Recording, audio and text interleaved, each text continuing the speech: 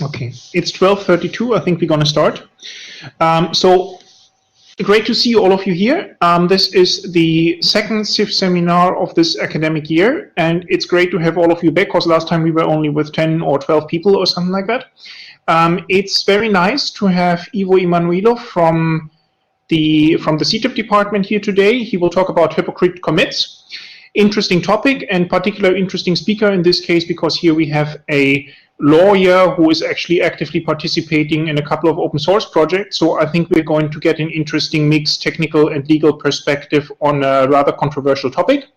I don't want to talk too much in terms of introduction and taking material from your talk. Emanuilov, Ivo, the floor is yours.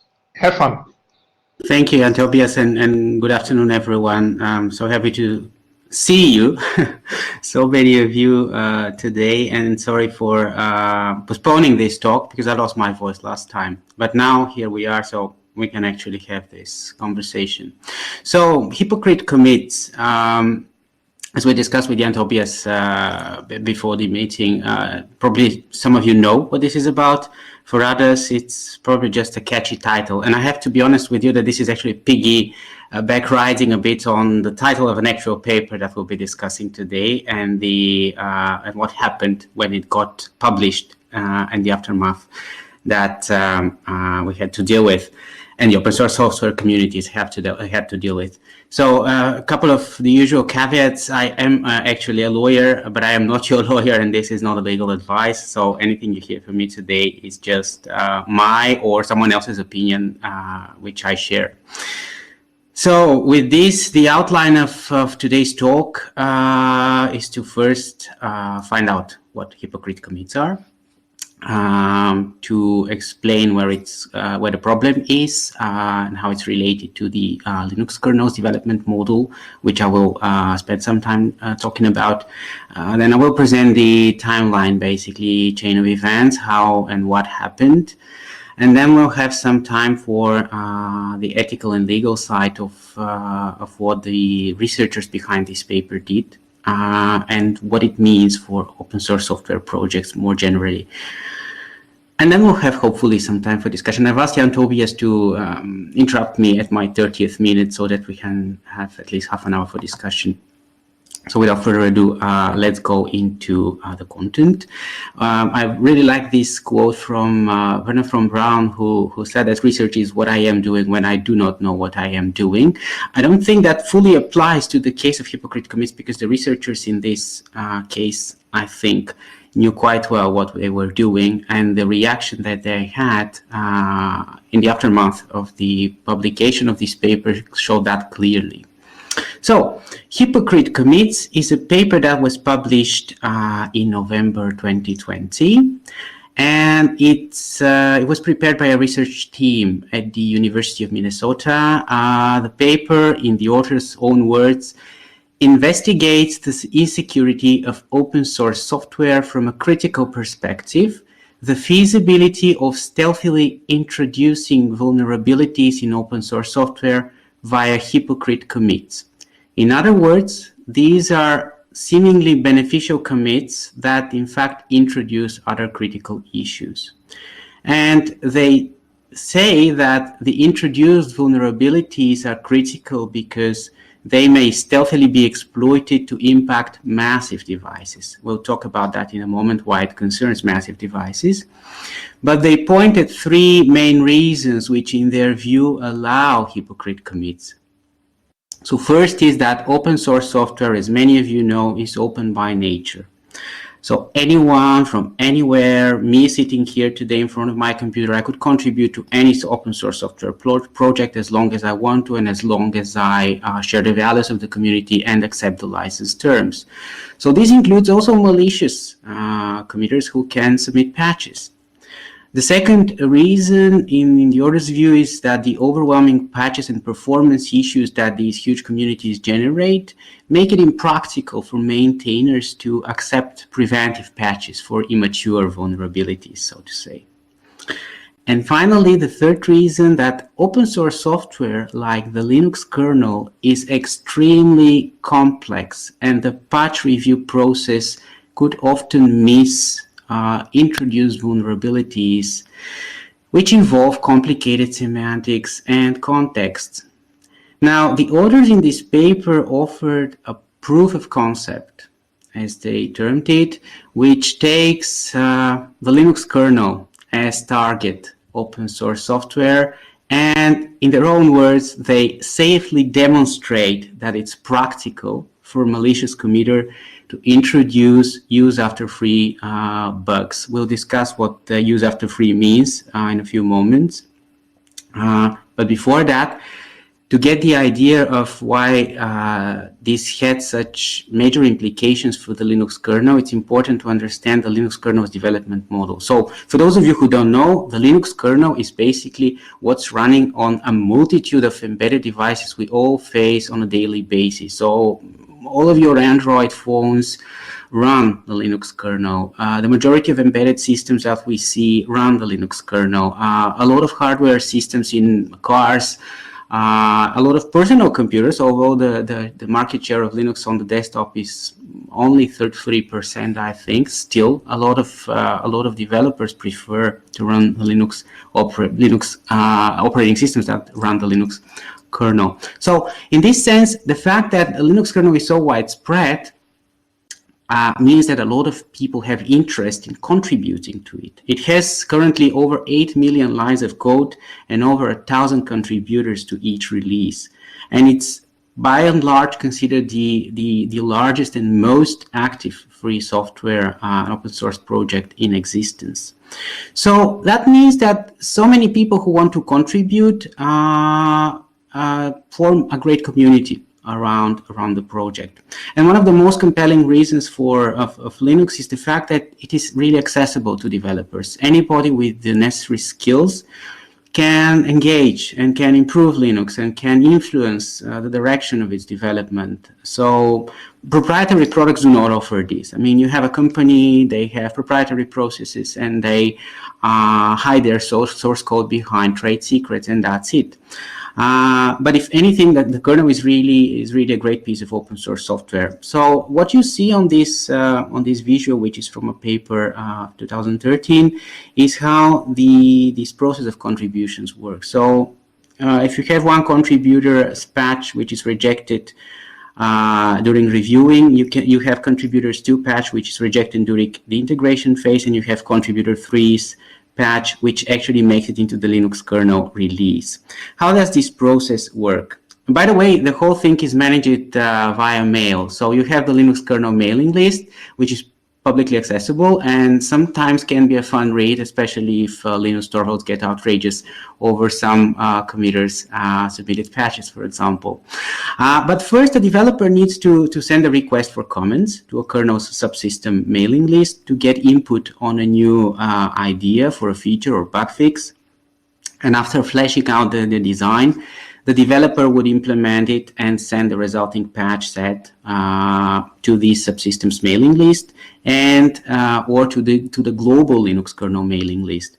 And through email discussions, the subsystem maintainers that you see on the slide and other experts would review the patch, and the developer would then need to incorporate any feedback and perhaps resubmit the patch. It often happens. Otherwise, the patch would simply not make it to the reviewing stage. And once all reviewers are happy, the subsystem maintainer would commit the final patch to their own Git repository. And then other maintainers, developers, beta testers, whatever, who track these maintainers' repository would be aware that there is a patch and they can provide additional review. So this will also expose, for instance, integration conflicts with other commits and so on. And again, the developer needs to also act on these conflicts to avoid not getting through integration. And then if the kernel maintainers are sufficiently confident about the patch and the quality of the patch, then Linus Torvalds himself, the creator of the kernel, might consider incorporating it into the official Linux kernel release. And this only happens through a so-called merge window, which is usually a period of about 2 weeks following the previous release. And the Linux kernel has a life cycle of about 2-3 months following each release. So it's a very dynamic, very active project. But there is one rule of thumb when it comes to the kernel development process, and this is that a patch must fix a real bug.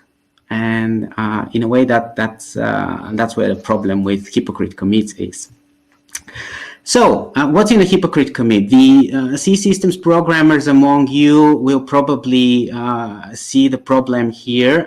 Of course, those of you who are invested into kernel development will immediately recognize the vulnerability that this piece of code introduces. It's well documented and well known, but I won't go into the details here. The important thing is that you see just one line here, which actually introduces what we know as a use after free bug. And this is the put device function that you see. So what is a use after free bug? It's a type of vulnerability that's related to incorrect use of dynamic memory during program operation. So if after freeing a memory location, a program does not clear the pointer to that memory, and the C programmers will very well know what that means, an attacker can use the error to actually hack into the program. And what is the function of pointers in a program? Well, they refer to data sets basically in dynamic memory. And if the data set is deleted or moved to another block, but the pointer, instead of being cleared, continues to refer to the now freed memory, the result is that you have a dangling pointer, and if the program then allocates the same chunk of memory to another object, for instance, data entered by an attacker, the dangling pointer will now reference this new data set. And in other words, the use after free vulnerabilities allow for code substitution. This is the essence of many of the commits that the authors of the paper try to push into their proof of concept. And what happened? The chain of events. So it all starts in 2018 when the University of Minnesota research team decided to initiate bug fix research on Linux kernel, and roughly 400 bug fix patches were contributed over the course of 2 years, mainly centered around specific research papers. Then in August, they started submitting patches to the kernel under false identities. In November, the paper was published and simultaneously was submitted to the IEEE Symposium on Security and Privacy, where it was accepted. Just a couple of weeks, I think, later, Sarah Jamie Lewis, who is the Executive Director of Open Privacy, which is a Canadian nonprofit dealing with basically tools for privacy tools, developing privacy tools, she raised and called attention to the paper's ethics because the paper's authors claimed they had received Institutional Review Board exemption, which turned out not to be correct. And further on, they made claims in their papers which later proved not to be true. So she made this call publicly on Twitter, and others joined her and prepared a letter that was sent to the IEEE Symposium. The Institutional Review Board at the University of Minnesota appears to have given an exemption to the research after all, and that was confirmed somewhat by them in December. And then for a while, there were no further developments until a particular day in April this year, 21st of April, if I remember correctly, where, again, poor quality patches were sent by the University of Minnesota after more than 7 months of silence. And then Kroah-Hartman, who has a peculiar personality, but is actually one of the driving forces behind the kernel and is also the maintainer of the stable branch of the Linux kernel, he asked submitters to stop sending poor quality patches under the guise of research on maintainers. Then the Linux Foundation got involved and sent a letter to the University of Minnesota, and less than 2-3 weeks later, the Technical Advisory Board to the Linux Foundation published a technical report, which I will share some details in a moment. So this is the original post of Greg Kroah-Hartman, where you can see that what he says, basically, Linux kernel developers do not like being experimented on. We have enough real work to do. So this is the Technical Advisory Board report, which was published on the 5th of May. And it's a very interesting, very thorough document which follows the entire chronology of events. And it's actually a very good read, because it also shows with clear references where the problems were and why the submitted commits by the research team at the University of Minnesota were so problematic. The report itself has a very balanced tone, though, I have to admit. They really it sounded as if they really wanted to help researchers get this done properly and give them a guideline, or at least show that they are not dismissing them outright, but rather that they are willing to engage with them in a constructive discussion.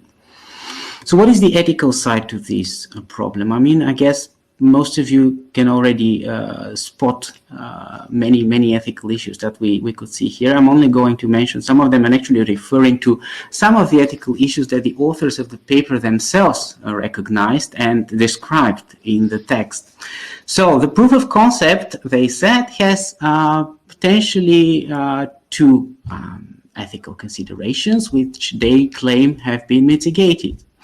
First one is ensuring the safety of the experiment. And here they say that the goal is not to introduce vulnerabilities to harm open source software per se.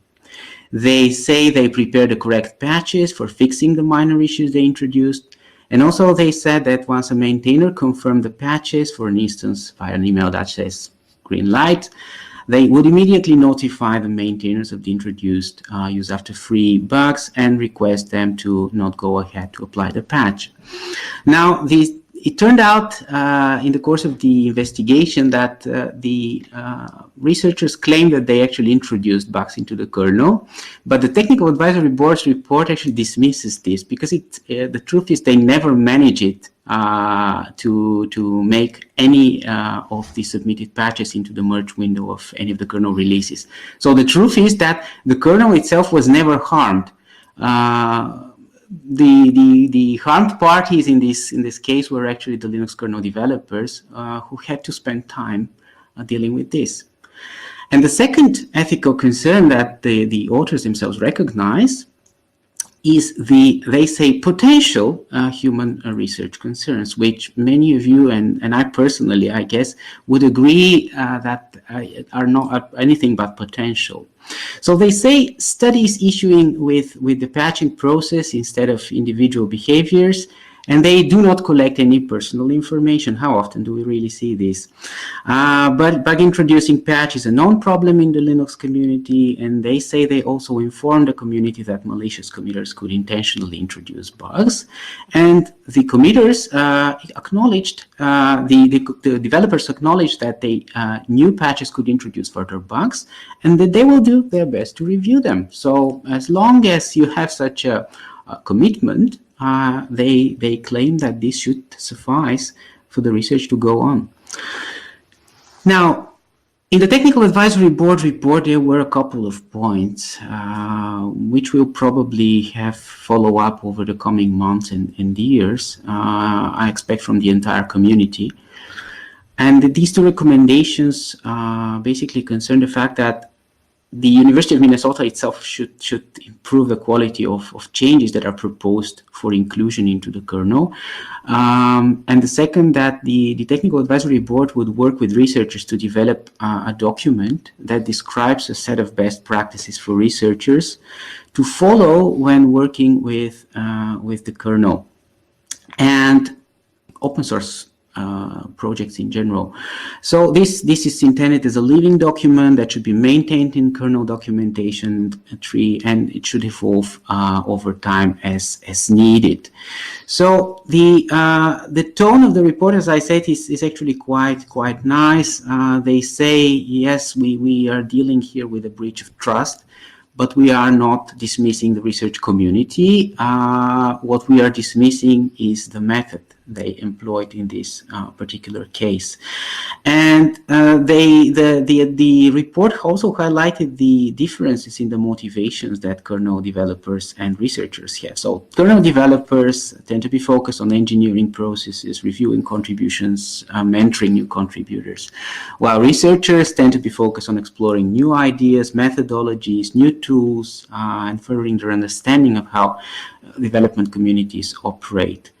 And the advisory board recognizes that there is a lot of value that is created by both groups, but they can also occasionally lead to conflict. So you can see it's a very balanced, approach that they take.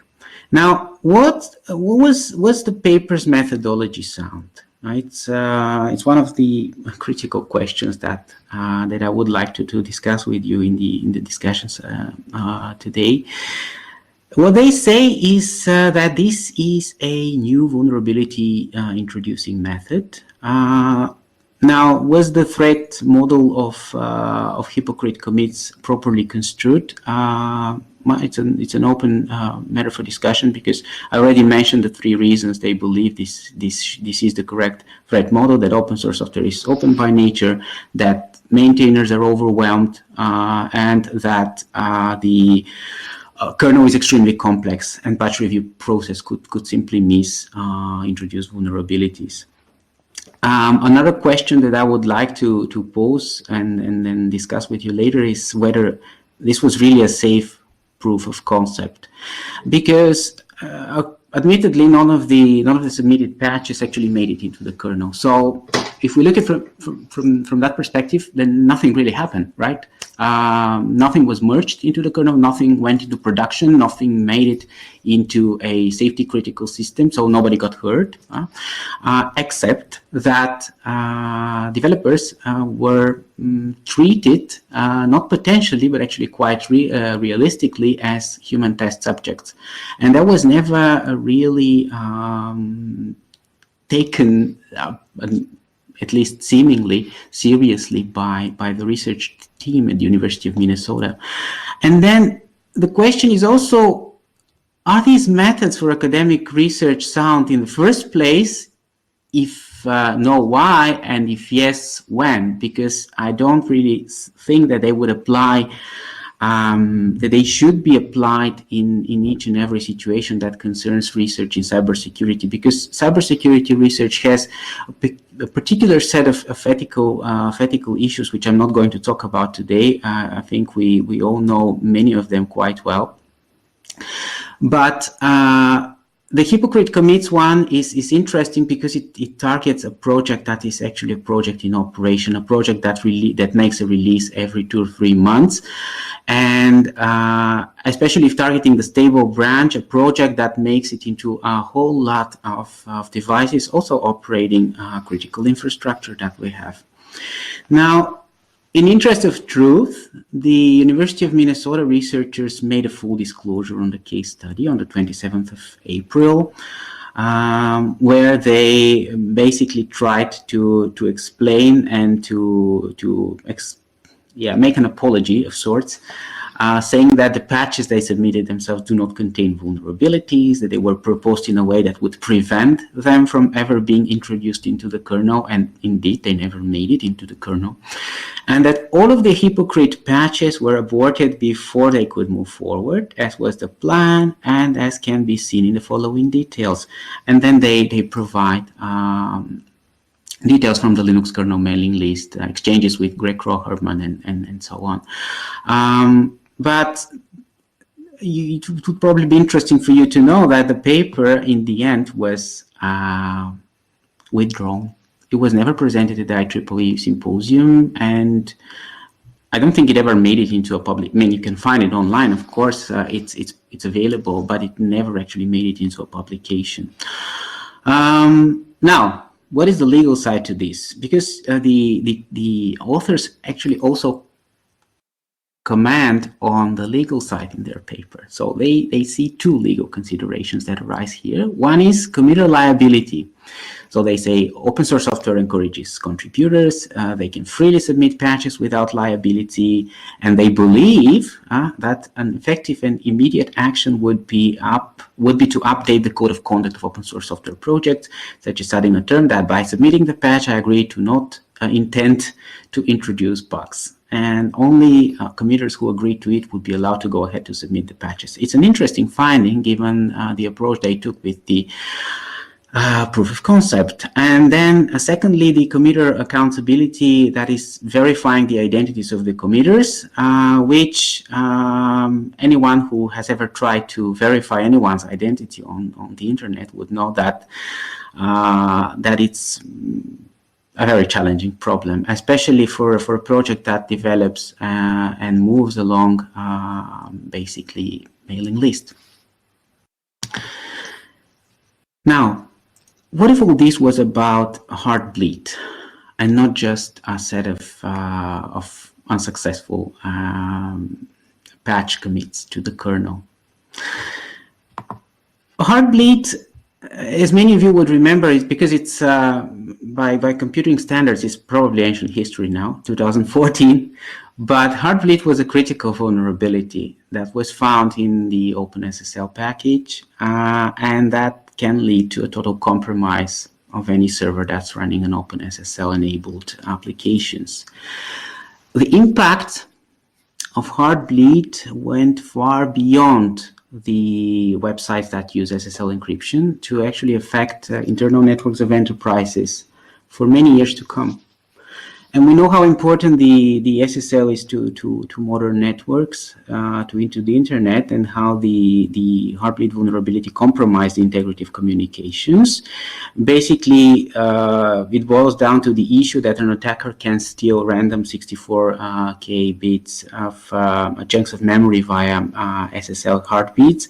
But there's a key detail to the vulnerability that's often overlooked in the debate, and that's that any vulnerable SSL service basically on the machine would compromise the entire machine. So the SSL VPN server that you have running uses to remotely use the IT department used to remotely connect to a machine. Also, common voice over IP services that are being secured by SSL, internet relay chat services that are being behind an SSL login, and so on and so forth. So each and every single internal and external application that uses a vulnerable version of SSL had to be fully patched, or the entire server would still be compromised. So what did Heartbleed show? Well, it showed one thing clearly, and that's that just because the code or specification is free and available for public review does not mean that someone will actually carry out this review, or that standard analysis approaches would work properly for detection of these vulnerabilities. In this case, there was lack of interest by the community in certain software packages, and that often leads to lack of support and maintenance for these packages.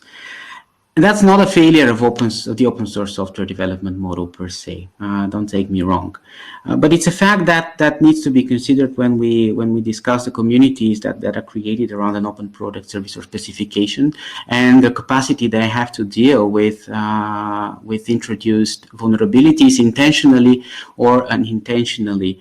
Another important element here, which is often neglected in discussion also, is that the OpenSSL project was using non-standard open source software license.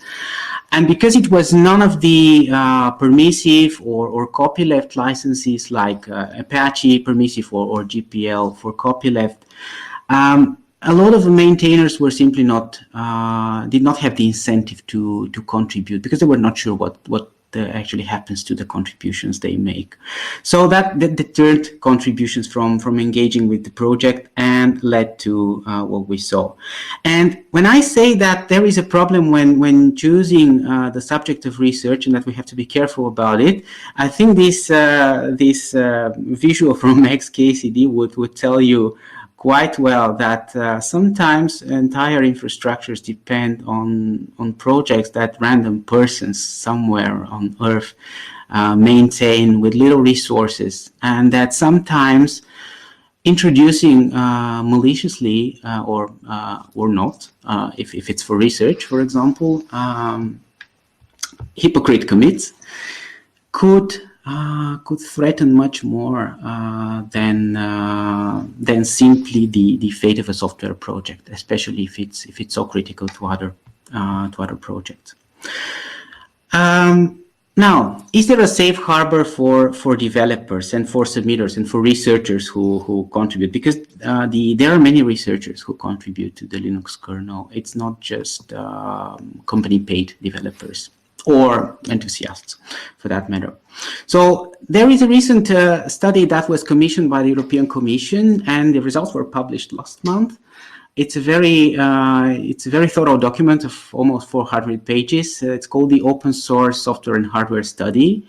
And one little part of this study hints at the false sense that researchers a false sense of security that researchers might be getting when contributing to open source software projects. So the license clauses that we have, many of us have seen when contributing to projects, usually say that all liability is excluded, that the software is provided as is with no guarantees whatsoever. The problem with these clauses is that it's what gives developers a full sense of security, that they are protected, that there is safe harbor for them. Why is that? Because the enforceability of these clauses is very questionable, especially in the EU, where we have domestic and EU legislation such as the General Product Safety Directive, which applies regardless of what the license says. Also because oftentimes there is no direct nexus between ownership of intellectual property, who submits the patch, for example, and liability for its content. So it's very possible that there is simply no opportunity for a developer to apply an exclusion clause in any event. And there is also the consideration of the extent to which it is appropriate to extend liability to individual developers or researchers, for that matter, who contribute to designs or code which are incorporated later on into products that are placed on the market much further into the value chain. And although it's clear that consumers or unsafe products need the right to claim against actors in the supply chain for loss or damages, this is what the General Product Safety Directive allows them. The study recommends that considerations need to be given to the extent to which it is appropriate that liability should extend to individual developers who contribute to such designs or code which are then incorporated later on to products or services placed on the market. Now, a couple of questions, and this is actually the end of the talk, so I think I manage it with the 30 minutes. Questions for discussion, and of course many others from you, which I hope we can touch upon today. What is the role of research ethics boards in all this, especially if many of them are lacking the technical expertise to dig deeper into the specificities of an issue like this one? Because it is it's a relatively niche thing, I believe. Then when does a research project cross the boundaries? When is research no longer research, and do we need a new understanding for research implicating human subjects? Because I checked a couple of papers, recent papers, that trace back studies to the 70s in computer science and the use of human subjects as subjects of research. And they say that that's actually not quite often the case. So it could be considered a relatively recent thing that computer science as such takes human subjects as research subjects. And the question is, do we have the guidelines, the necessary understanding as to how to do this properly? Also, it's interesting to see how Hypocrite Commits research differs from traditional cybersecurity research, and I hope that the cybersecurity researchers in the audience can share interesting insights and thoughts on this. Also, whether there should be a no-go ethical boundaries when it comes to safety critical projects such as the Linux kernel. Should we really mess up with the kernel? And is or should the researcher or their employer, for that matter, be potentially liable in such cases? Because the liability would usually extend to researchers who are employed based on an employment contract. The liability would usually extend to the employer. And for instance, the Carl Leuven would perhaps not be very happy with me getting sued because I decided to engage in an interesting research. And why am I saying that the kernel is a safety critical project? Well, it's really one of the projects that made it into outer space. The NASA designed a helicopter that could fly autonomously on Mars. That was part of the Perseverance mission, and it made the news. And as a researcher from F-Secure said, Mars now has become the second planet that has more computers running Linux than Windows. And with that, I'd like to thank you for your attention and look forward to the discussion.